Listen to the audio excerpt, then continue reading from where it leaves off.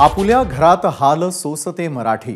सुरेश भटांची ही रचना आठवण्याचं कारण म्हणजे संताप आणणारी एक जॉब संदर्भातली पोस्ट। एका सोशल मीडियावरील व्हायरल झालेल्या या पोस्टमध्ये मराठी उमेदवारांनी अर्ज करू नये असं चीड आणणारं वाक्य लिहिलेलं होतं। आणखी एक धक्कादायक बाब म्हणजे ज्या दक्षिण मुंबईतील गिरगाव भागाची ओळख चाळ संस्कृती सण संस्कृती जपणाऱ्या मराठी माणसासाठी आहे, त्याच मराठी बहुल वस्ती असलेल्या गिरगाव भागातील एका नोकरी संदर्भातली ही जाहिरात होती, ज्यामध्ये मराठी माणसानं अर्ज करू नये असं डोक्यात तिडीक जाणारं वाक्य नमूद केलेलं होतं।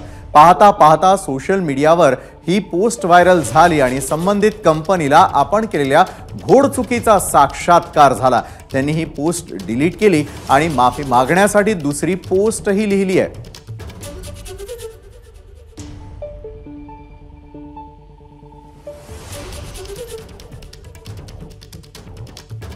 टीकेनंतर पोस्ट डिलीट करण्यात आलेली आहे। त्यानंतर या कंपनीला आपला माफीनामा देखील जाहीर करावा लागलेला होता। सोशल मीडियावरील व्हायरल जॉब संदर्भातली ही पोस्ट मात्र आज दिवसभर चर्चेचा विषय ठरलेली आहे। टीकेनंतर पोस्ट डिलीट झालेली आहे। कंपनीने आपला माफीनामा देखील जाहीर केलाय।